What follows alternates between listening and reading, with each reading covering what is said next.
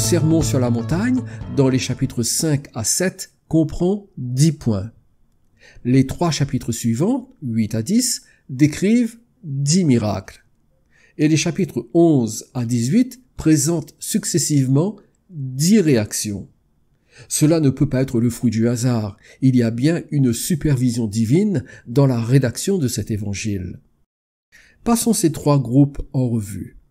Premier groupe, le message en 10 points du Sermon sur la montagne. Voici les 10 composantes du Sermon sur la montagne.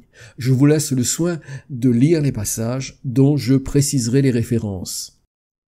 Premièrement, les Béatitudes, chapitre 5, versets 3 à 16, qui décrivent les vertus de ceux qui participeront au royaume des cieux.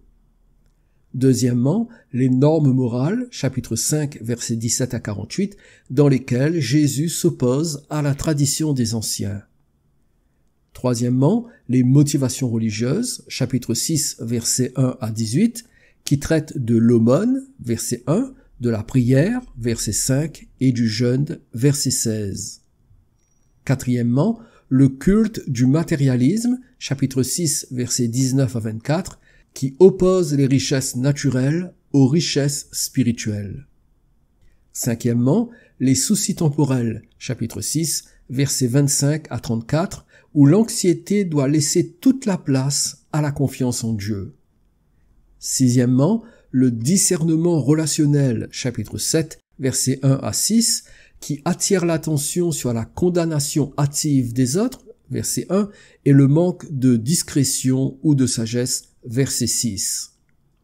Septièmement, l'encouragement, chapitre 7, versets 7 à 11, surtout à persévérer dans la prière qui peut vraiment faire la différence face aux nombreux défis de la vie. Huitièmement, la règle d'or, chapitre 7, verset 12, qui est une exhortation qui résume en une phrase l'ensemble des Saintes Écritures. Tout ce que vous voulez que les hommes fassent pour vous, faites-le de même pour eux, car c'est la loi et les prophètes. Neuvièmement, les alternatives spirituelles, chapitre 7, versets 13 et 14, qui appellent à faire le choix entre la perdition et la vie.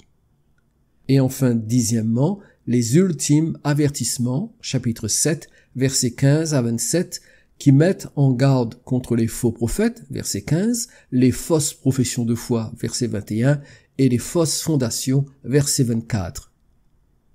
Dans ce premier groupe, la présence des triplés doit être soulignée. Les 3 premiers points concernent les vertus, la moralité et les motivations.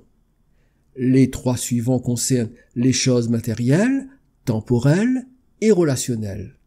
Ensuite viennent l'encouragement, l'exhortation et l'appel au choix. Et pour finir, le sermon se termine par 3 avertissements solennels. Notons également la présence des doublés. En effet, dans les 2 derniers points, nous sommes en présence d'une succession d'alternatives solennelles. 2 chemins, spacieux et resserrés. 2 portes, larges et étroites. 2 destinations, la vie et la perdition. 2 quantités de gens, beaucoup et peu. 2 sortes d'arbres, bons et mauvais. 2 sortes de fruits, bons et mauvais aussi. 2 bâtisseurs, prudents et insensés. 2 fondations, le roc et le sable. 2 résultats pour les maisons, celle qui n'est point tombée et celle qui est tombée. Voilà pour ce que Jésus a dit dans son fameux sermon. Dans la prochaine étude, nous examinerons ce qu'il a fait et les réactions des gens. Je ne peux que vous encourager d'ici là à relire les chapitres 5 à 7 de Matthieu et pourquoi pas en vous aidant des 10 points que nous venons de répertorier. Que le Seigneur vous bénisse, je vous dis à bientôt.